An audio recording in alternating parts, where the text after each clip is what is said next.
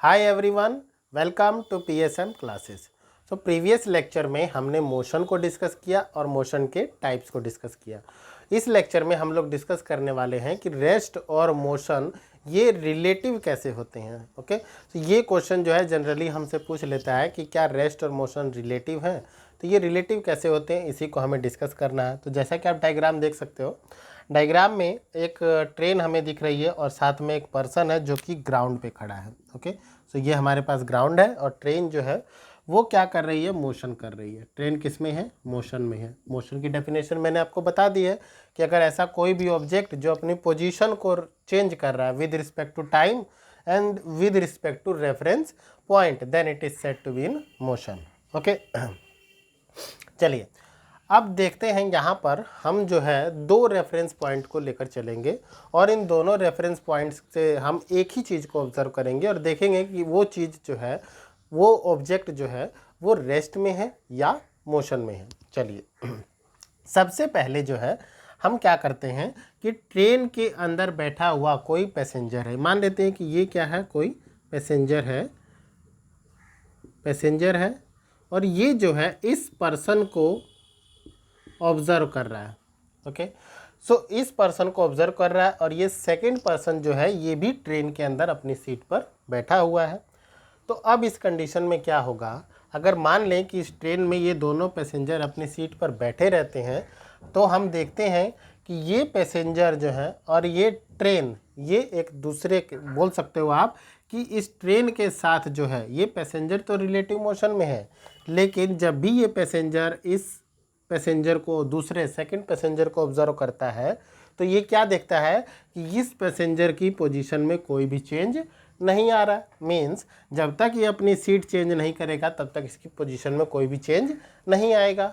तो first passenger ने देखा कि सेकंड पैसेंजर की पोजीशन में कोई भी चेंज नहीं है। अगर पोजीशन में चेंज नहीं है, इट मीन्स फर्स्ट पर्सन के लिए ये सेकंड पर्सन जो है वो किस में होगा, रेस्ट में होगा।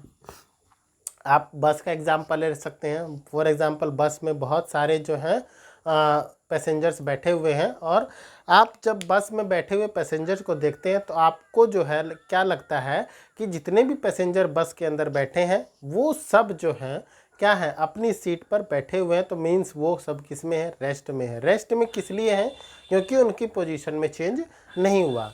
अगर उनकी पोजीशन में चेंज नहीं हो रहा है तो इसका मतलब क्या है, वो रेस्ट में है।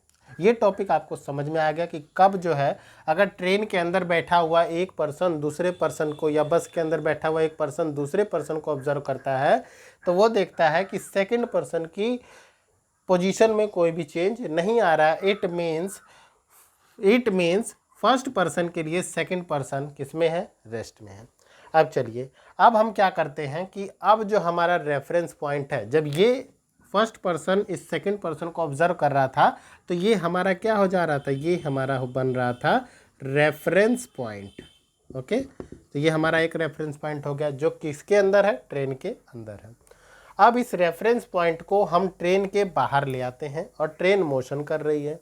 तो ये जो सेकंड पर्सन है जो ट्रेन के बाहर है, ये क्या ऑब्जर्व करता है, ये जब इस पर्सन को देखता है तो क्योंकि ट्रेन मोशन में है तो इसके लिए इस ट्रेन के अंदर बैठा हुआ पर्सन भी क्या कर रहा होगा, मोशन कर रहा होगा। क्यों कर रहा होगा, क्योंकि इसके अकॉर्डिंग इसकी जो पोजीशन है वो with respect to time and with respect to reference point क्या हो रही है, चेंज हो रही है। अब सेकंड कंडीशन में ये जो पर्सन है वो हमारा क्या बन जाता है, रेफरेंस पॉइंट बन जाता है।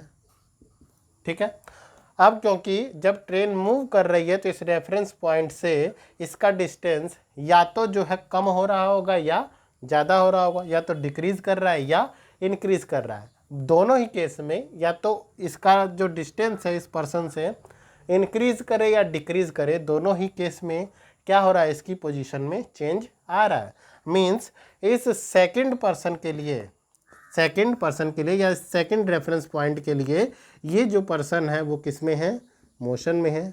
तो हमने यहाँ से क्या ऑब्जर्व किया, हमने यहाँ से ये ऑब्जर्व किया कि सेम ऑब्जेक्ट जो है एक रेफरेंस पॉइंट से क्या हो सकता है, रेस्ट में हो सकता है, और सेम ऑब्जेक्ट दूसरे रेफरेंस पॉइंट से किस में हो सकता है, मोशन में हो सकता है। ठीक है, तो यही तो हमारी सिचुएशन है जिसमें रेस्ट और मोशन को हम क्या बोलते हैं, रिलेटिव बोलते हैं। ओके, सो चलिए कंक्लूजन हमें क्या मिला, कंक्लूजन हम लोग लिख लेते हैं। कंक्लूजन क्या है,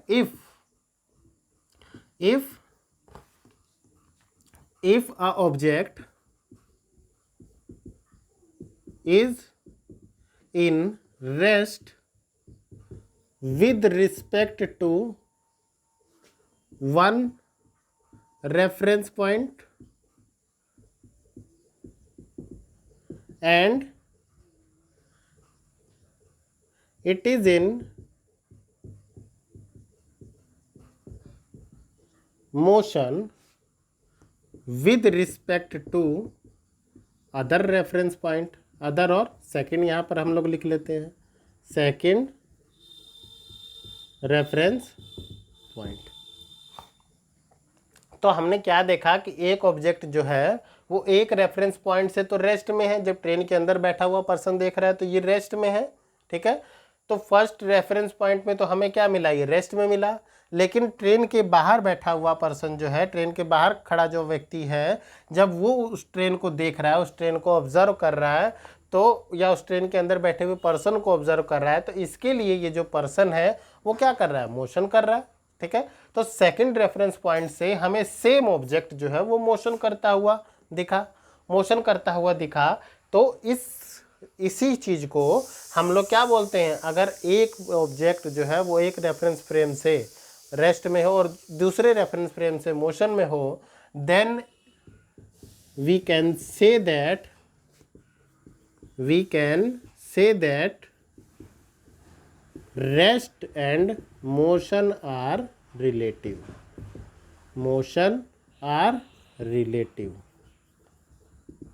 क्लियर है, तो हम क्या बोलेंगे कि रेस्ट और मोशन जो है वो क्या है, रिलेटिव है। आई होप ये टॉपिक आपको वेल अंडरस्टूड होगा। Thanks to all of you, have a nice day.